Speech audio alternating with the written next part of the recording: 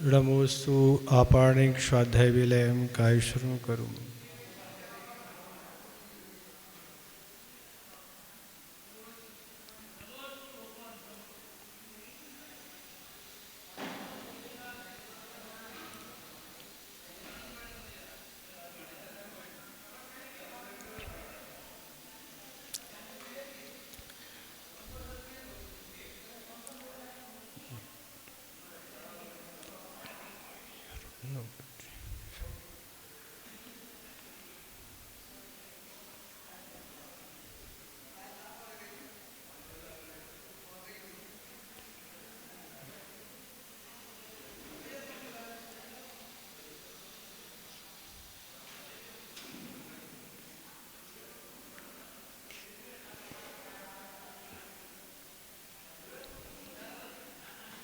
मंगलम भगवान वीरो मंगलम गौतमो गणी मंगलम कुंद कुंदाद्यो जैन धर्मोष्टु मंगलम सर्वमंगल मांगल्यम सर्वकल्याणकारकं प्रधानं सर्वधर्माणां जैनं जेतु शासनं जैनं जेतु शासनं। देवादिदेव खजाराट श्री बाजपूजनाथ भगवान की, आचार्य कुमुद चंद महाराज की, आचार्य गुरुवर श्री विद्यासागर महाराज की, मुनि श्री विमल सागर महाराज की, तीन कमनोकड़ महाराजों की। प्रातिहारों का वर्णन चल रहा है।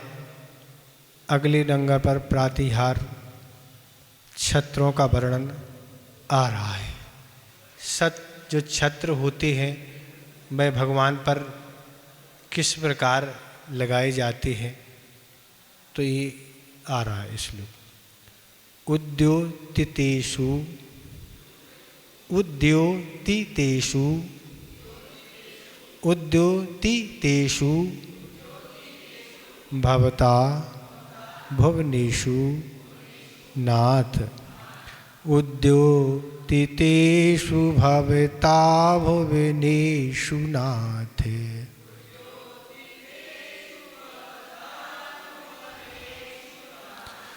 उद्योतितेषु भवता भुवनेषु नाथ।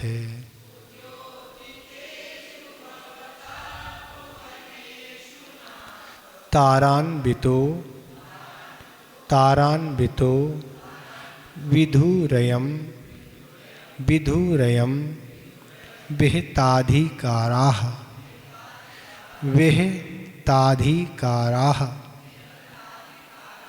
विहिताधिकाराः मुक्ता तारान्वितो विधुरयं विहिताधिकाराः।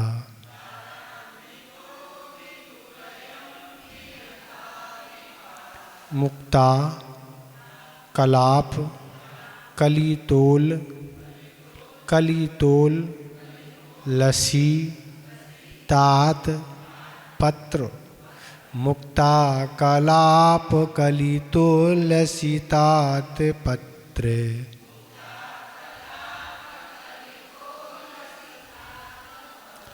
मुक्ता कलाप कलितोल लसी तात पत्र।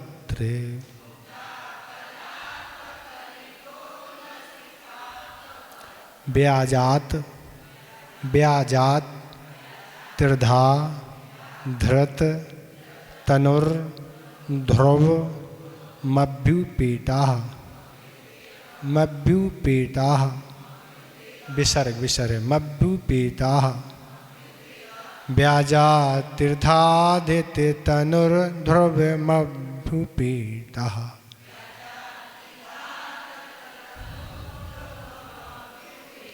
चारों चरण एक साथ देखें। उद्योतितेषु भवता भुवनेषु नाथे तारान्वितो विदुरयं विहिताधिकाराः।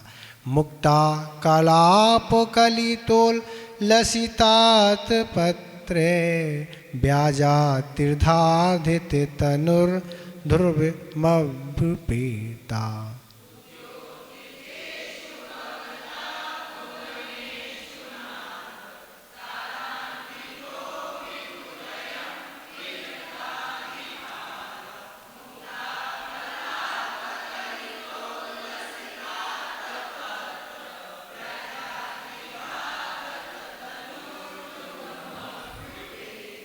ठीक हो रहा उच्चारण?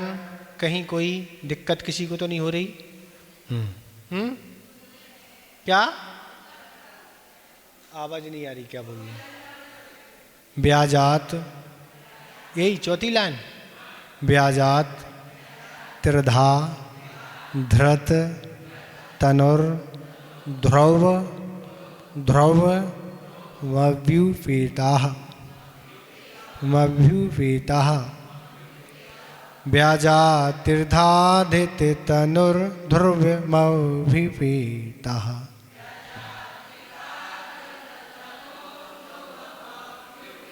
ठीक हो गई चौथी लाइन? बाकी शेष कहीं और कोई दिक्कत तो नहीं है?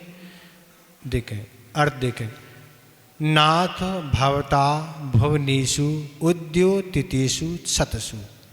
नाथ माने आपके द्वारा, नाथ माने हे नाथ, भवता माने आपके द्वारा, भुवनेषु माने तीनों लोकों की, भुवनेषु माने प्रकाशित होने पर, उद्योतितेषु प्रकाशित होने पर, कह रहे आपके द्वारा तीनों लोगों की प्रकाशित होने पर, बेहताधिकारा अपने अधिकार से भ्रष्ट होकर, मुक्ता कलाप कलितोल लसीतात पत्र व्याजात तारान्विता अयम विधु त्रिधा धृत तनु ध्रुव्यम तुम अभ्युपेता।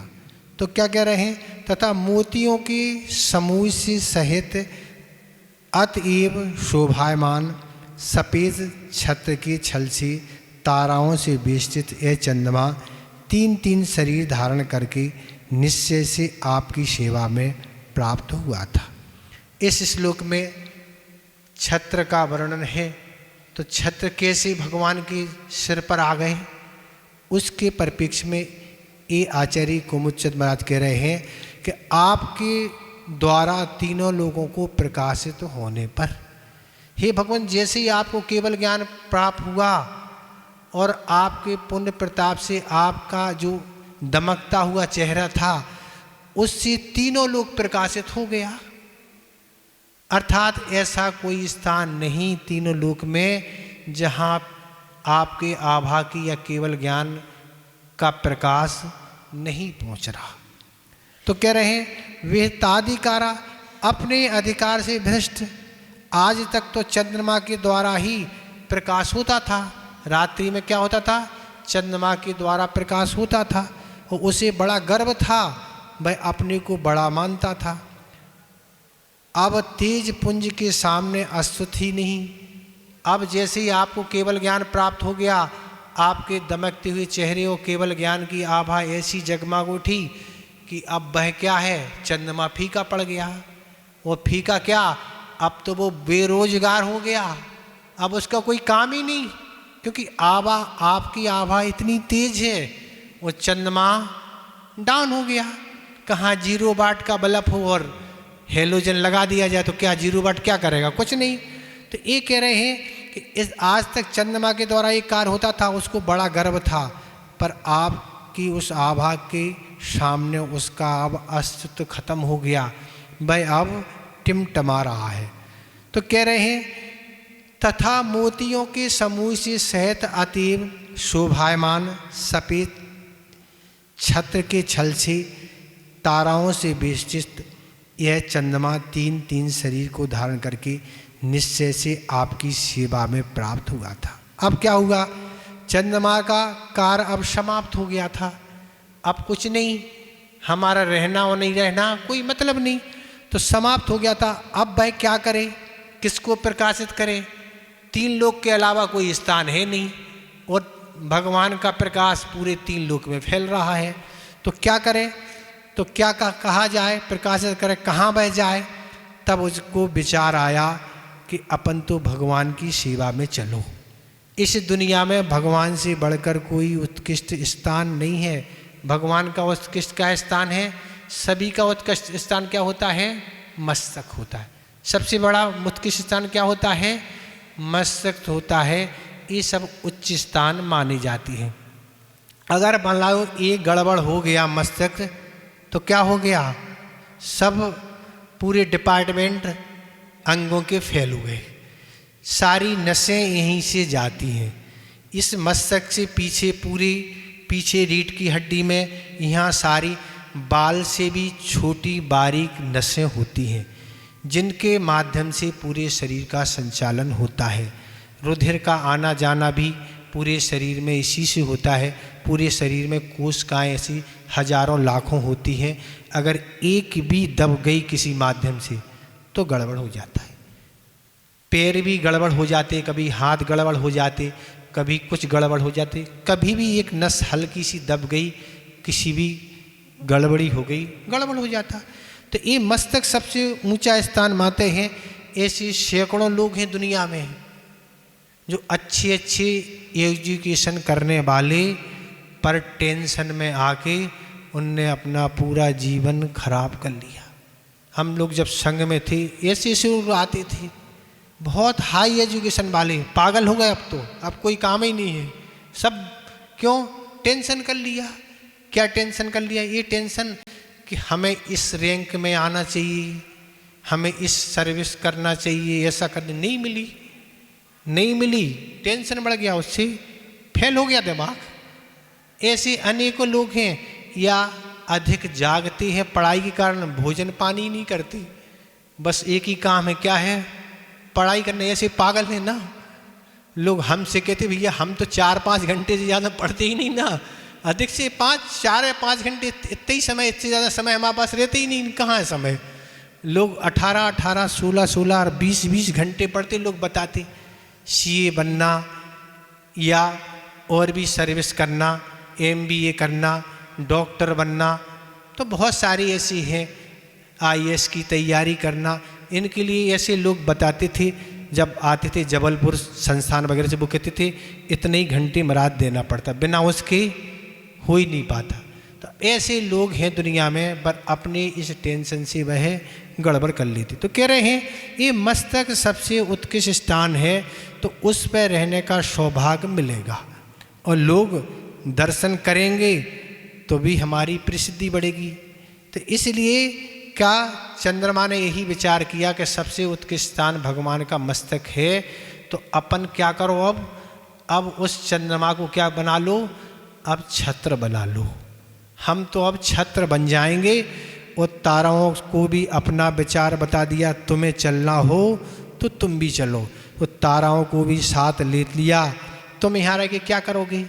तो इस तरह वह चंद्रमा क्या हो गया, 3 छत्र के रूप में, अर्थात एक चंद्रमा ने 3 शरीर धारण कर लिए। और ताराएं क्या हो गई, जो छत्र में नीचे वो लटके रहते, क्या है, मोती, वो ताराएं वहाँ लटक गई। तो इस तरह से 3 छत्र के रूप में वह क्या हो गया, चंद्रमा आ गया, ताराओं को भी साथ में ले लिया और अपने कहता है अब हमें अपना अधिकार वापस चाहिए। इसलिए वह उपस्थित हुआ था छत्र के रूप में, क्योंकि हमारा अब हमारी जो बेरोजगार हो गए हम, अब हमें पुनः क्या सर्विस चाहिए है। तो इस तरह से ये कह रहे हैं कि इस तरह से ये 3 छत्र ही क्यों होते हैं, ज़्यादा भी तो लग सकती, क्यों लगाए जाते 3 छत्र? क्योंकि भगवान 3 लोक के नाथ होते हैं, इसलिए भगवान पर क्या 3 छत्र लगाए जाते हैं। और कुछ लोग उल्टी सीधी भी लगाते हैं, बड़ा नीचे लगाएंगे, उल्टी नहीं। सबसे पहले क्या होता, छोटा, फिर मध्य का, फिर बड़ा वाला ऊपर, इस क्रम से लगता है। पहला बड़ा नहीं, ऐसा बड़ा और छोटा ऊपर, ऐसा नहीं।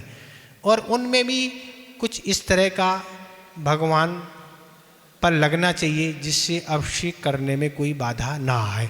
बिल्कुल आपने सट के ही लगा दिया, कहाँ से होगा अभिषेक? तो इस व्यवस्था से वह छत्र लगाएं। तो ये कह रहे हैं कि आपके द्वारा तीनों लोक को प्रकाशित होने पर अब वह अपने अधिकार से भ्रष्ट होके, जिसको आज तक गर्व था कि हम सबसे प्रतापमान प्रकाशमान हैं, जो रात्रि में सबको हम प्रकाश भी देते हैं, शीतलता भी देते हैं, सब कुछ अच्छा करते हैं, पर इतनी आभा के कारण हमारी अब कोई वैल्यू नहीं। इस तरह से वह चंद्रमा क्या हो गया था, अब वह विचार बना के भगवान की सेवा में आ गया और 3 छत्र के रूप में वह उपस्थित हो गया और मोतियों को, ताराओं को साथ में लेके मूर्ति का रूप धारण कर लिया। इस तरह से ये उत्प्रेक्षा अलंकार कहलाती है। ये आचार्यों की भाषा है। इस भाषा में वो है ये साहित्य लिखे जाते हैं, स्तुतियाँ लिखी जाती हैं, इसलिए उत्प्रेक्षा अलंकार कहलाता है। ये उत्प्रेक्षा की गई कि हमारी तो सोच आचार्य महाराज कह रहे ऐसी है, जो आप पर 3 छत्र लगे हैं वे ऐसे लगे हैं, और कहाँ से आएंगे छत्र। तो ये उत्प्रेक्षा की गई है और इसमें 3 छत्र हैं और 3 छत्र 3 लोग को प्रकाशित इस कर रहे हैं। न तो भगवान पर कोई पानी बरस रहा है, न भगवान को कोई धूप लग रही है कि धूप से बचाने से छत्र लगाए हों, पानी बरस रहा है इसलिए लगाए हों, वह उनकी शोभा है। अष्ट प्रातिहार में ये 3 छत्र भी होते हैं, इसलिए वे 3 छत्र लगाए। इस तरह यह है आपका श्लोक हो गया। इसमें कुछ पूछना तो आप पूछ लें।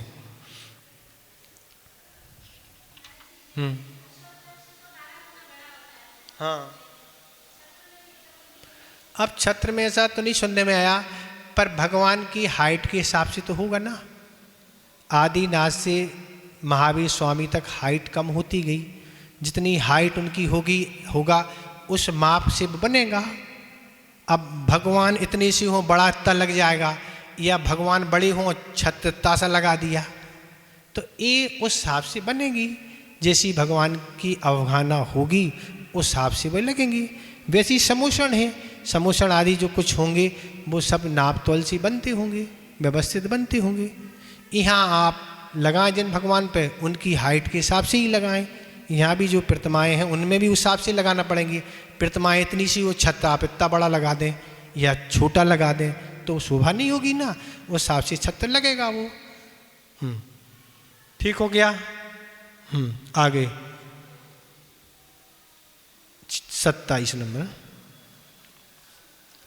श्वेनप, पा का स्वराघात करना। श्वेनप पिरपूरित, पिरपूरित जगत त्रय, जगत त्रय पिंडी तीन, पिंडी तीन। श्वेनप पिरपूरित जगत त्रय पिंडी तीन।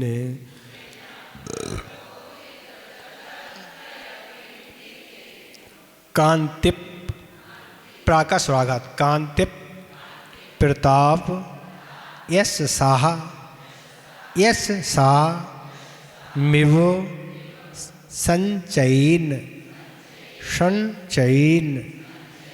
कांतिप प्रताप यश सा मिव संचयन।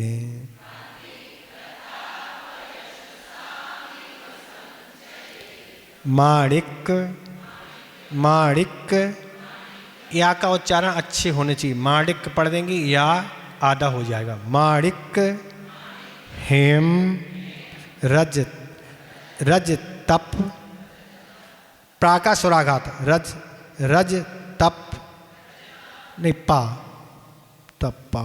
रज तप पृवी निर्मितीन, पृवी निर्मितीन।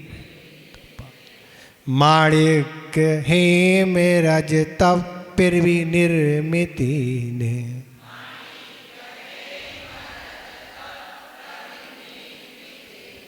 माणिक हेम रज तप पृवी निर्मितीन।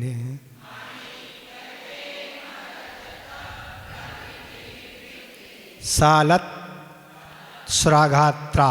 सालत त्रेण, त्रेण भगवन, भगवन नभीतो, नभीतो व्यभासी, व्यभासी। सालत त्रेण भगवन नभीतो विभासी।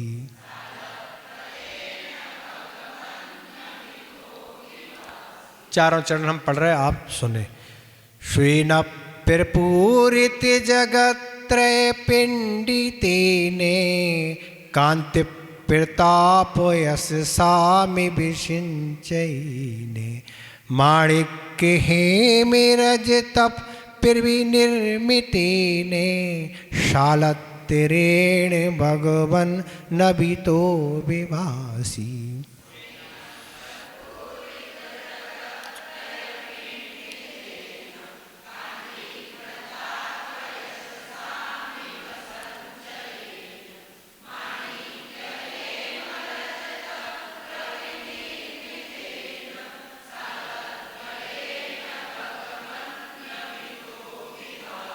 ठीक हो रहा उच्चारण?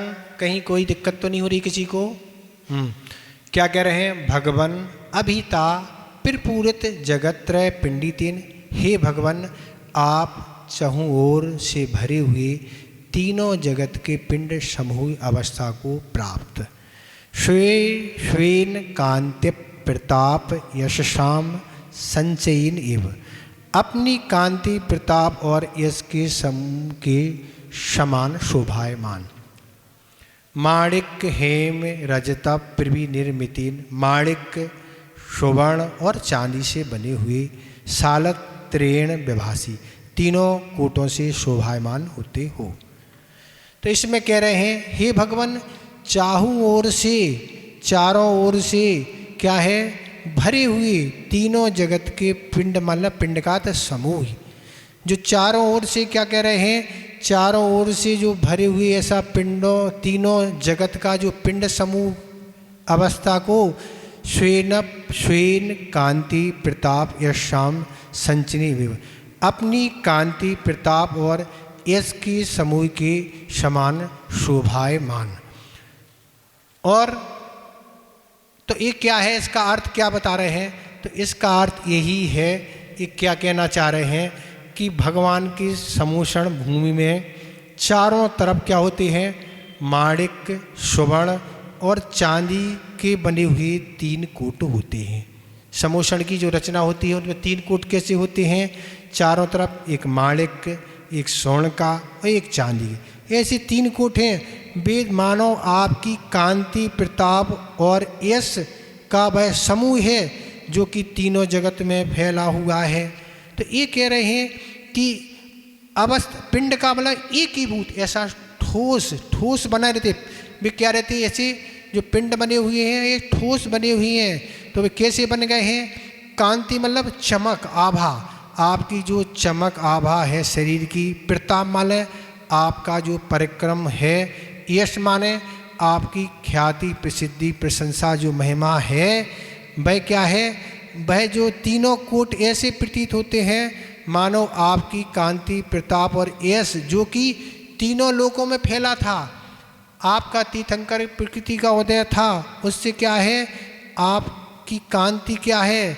शरीर की आभा कांति तीनों लोकों में फैली थी। और प्रताप, आपके समान कोई बलशाली तो है ही नहीं, बहुत प्रताप तेज, उसका भी अर्थ तेज ही है। और यश, आपका तीनों लोकों में यश फैला है, आपकी तीनों लोकों में जय जयकार हो रही है। क्यों? तीर्थंकर प्रकृति का उदय है, उससे जहाँ देखो वहाँ लोग गुणगान गा रहे हैं और आपके चरणों में आके आपको नमस्कार कर रहे हैं, अपने को अहोभाग्य समझ रहे। तो ऐसे के एक स्थान पर एकत्रित हो गए, मतलब कांति प्रताप यश फैल गए, फिर वापस आके सुकड़ गए, तो फिर क्या है? वह कोटा बन गए। जो आपका तीन लोक में यश आदि फैला था, वह क्या है? वह उसने क्या बना लिया? फैल के सुकड़ के तीन ऐसे कोटे बन गए। किसके? तीन कोटे माणिक मोती और इस स्वर्ण चांदी आदि के बन गए। तो ऐसे ये कहने वाले हैं। तो भक्ति करने का एक ढंग है कि भगवान के समूषण में चारों ओर एक कोटे बनी रहती हैं। वो किसके? वो आपके कांति प्रताप और यश, इसका ही प्रभाव है। उसके माध्यम से एक कोटे, जो कोटे दिखाई दे रहे हैं कहाँ? समूषण में, वो इसका ये प्रतीक है। ये तो एक भक्ति का ही रूप है और भक्ति के माध्यम से ये बताना चाह रहे हैं। इसमें और ज़्यादा कुछ तो है ही नहीं, इसमें कोई प्रातिहार से कोई मतलब नहीं है। प्रातिहार का तो वर्णन पूरा हो ही गया। तो इस तरह से ये इसका अर्थ यही हुआ कि हे भगवान आप चारों ओर से भरे हुए, चारों ओर से भरे तीनों जगत के पिंड समूह, वह चारों ओर ऐसे पिंड बने हैं। कहाँ? समूषण में ऐसे बने हुए हैं। और आपका जो कांति प्रताप और यश के समूह के समान शोभामान ऐसे माणिक मोती और चांदी से बने हुए सामान्य परकोटे नहीं होते हैं, माणिक सुवर्ण और चांदी से बने हुए होते हैं। और वह तीनों कोट शोभायमान होते हैं। आपके समूषण में वह ऐसे माणिक सुवर्ण और चांदी से बने हुए तीनों कोटे ऐसी शोभायमान दमकते हैं। जब माणिक होगा, स्वर्ण होगा, चांदी होगा तो दमकेंगे। कोई मट्टी की तो है नहीं कि उनमें कोई आभा ही नहीं हो। पर ऐसे पदार्थ बने होते हैं, तो ये भी है। ये भी हो गया। इसमें और कुछ पूछना तो इसमें ज़्यादा पूछने की कोई ज़रूरत ही नहीं है, इसमें ज़्यादा कोई विषय है नहीं। ठीक है। कल एक शंका किसी ने उपस्थित की थी, कल चूँकि निंदा का प्रसंग रखा था, तो इस विषय को लेके सम्यक दृष्टि जो होता है वह 8 अंगों से सहित होता है। 8 अंग में एक उपगूहन अंग होता है। कौन होता है? उपगूहन एक अंग होता है। उपगूहन का अर्थ क्या होता है? कहीं भी हमें किसी के अगर दोष देखने में आते हैं तो उन दोषों को ढकना। अगर हम उन दोषों को नहीं ढकते हैं, उन दोषों को कहते हैं, तो सम्यक दर्शन में अतिचार आते हैं। अतिचार का तो अर्थ ये है कि कभी कभार दोष लग जाना, इसको अतिचार का। पर हमेशा ही हम उस दोष को लगाते रहेंगे तो वो तो अनाचार बन गया। अनाचार बनने का अर्थ क्या हो गया? वृत्ति ही छूट गया, मतलब सम्यक दर्शन ही छूट गया। तो कहने का अर्थ है कि आचार्य पूज्यपाद महाराज ने तत्वार सूत्र के 6 अध्याय में जहाँ पराप निंदा आत्म प्रशंसे, इस सूत्र की व्याख्या आचार्य पूज्यपाद महाराज ने की, तो उन्होंने स्पष्ट लिखा, दूसरों के सच्चे एवं झूठे दोषों को प्रकट करना ये निंदा है। सच्चे हो या झूठे हो, ये निंदा की परिभाषा उन्होंने लिखी है। क्या होगा महाराज इससे ये होगा कि सामने वाले के दोष कितने लोगों में फैल जाएंगे और वह उनकी निगाह से गिर जाएगा। क्या करें महाराज? निंदा किसी नहीं कहेंगी।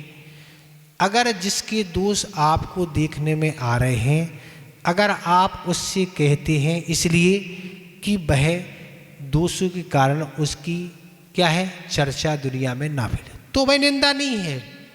आपका कोई मित्र है, परिचित है, भैया देखो ये दोष कर रहा है, लोग इसकी बुराइयाँ कर रहे हैं और ये अच्छा नहीं, आपने उससे जाके कह दिया, ये निंदा नहीं। अगर मान लो आप से उसकी घनिष्ठता नहीं है पर आप चाहते उसका भला हो जाए, तो जो उसका परिचित है, हितैषी है, उससे कहें भैया देखो ऐसा ऐसा इसके द्वारा दोष किया जा रहा है, फिर ज़्यादा लोगों में चर्चा हो जाएगी तो फिर गड़बड़ हो जाएगा। तो हमारा भाव यही है कि ये आराम से प्रेम से समझा के वह मार्ग पर लग जाए, ये निंदा नहीं है। पर आचार्य महाराज कहते हैं पत्र का काम पत्रकार से करना। एक पत्र के माध्यम से अगर सामने वाले को अपन उसके दोष को बचा सकते थे, पेपर में निकलवा दिया, मोबाइल पर डाल दिया, अनाउंस करवा दिया, सैकड़ों लोगों से बोल दिया। क्यों बोल दिया? ये भाव है सामने वाले का दोष दुनिया में आ जाए, इससे जो इसकी ये भी प्रसिद्धि, ख्याली, अच्छाई फैल रही है दुनिया में, लोग अच्छा कह रहे हैं, इससे लोगों में चर्चा बन जाएगा, हाँ अरे ऐसी दोष है इसमें, अच्छा, तो अब उसका क्या है संकलेश बढ़ जाएगा। तो इसलिए समझने का प्रयास करो कि निंदा क्या कही जाएगी। अगर आपको ये भाव किसी की निंदा की जा रही कि इसकी जो भी दोष है इसका सब जगह दुनिया में आ जाए, फैल जाए, तो ये निंदा हो गई।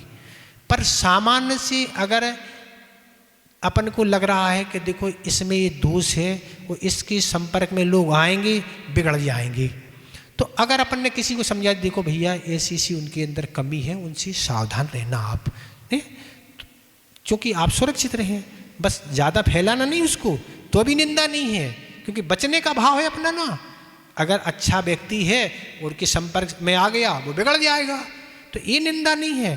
पर ये दुनिया में हम प्रसिद्धि फैलाएंगे तो इससे क्या हो गया, नीच गोत का बंध होगा।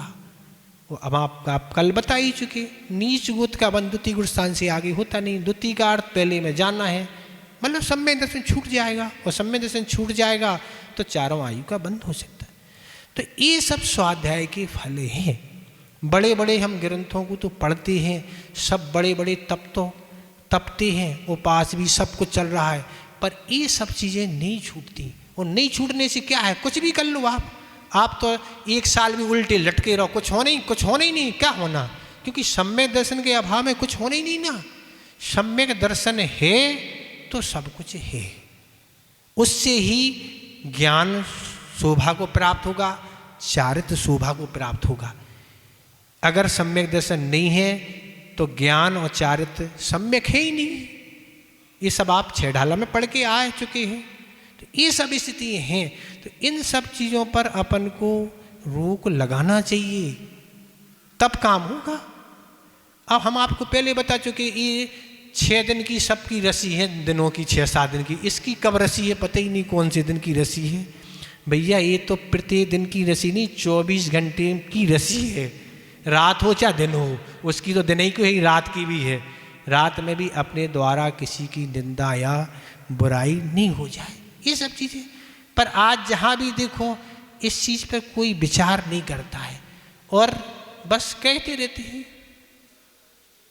मतलब यहाँ तक कि मतलब महाराजों को के पास भी आ जाते, सब बताने लगते। अब हम क्या करें भैया। इसलिए अपन तो कोई बात किसी की, ना हम कोई किसी को कुछ बताते हैं और ना हम किसी को कुछ सुनना चाहते हैं, ना कोई समाज की स्थिति, ना कहीं की कोई जानकारी। हम कोई ना जानकारी लेते हैं, ना कोई जानकारी किसी को देते हैं। आपको स्वाध्याय करना है, आप स्वाध्याय करो। बाकी चर्चा अभी तो मौन है। बाकी हम 12 महीने भी कभी किसी से कोई हमारा ना संपर्क है, ना हम कोई समाचार, ना कोई जानकारी।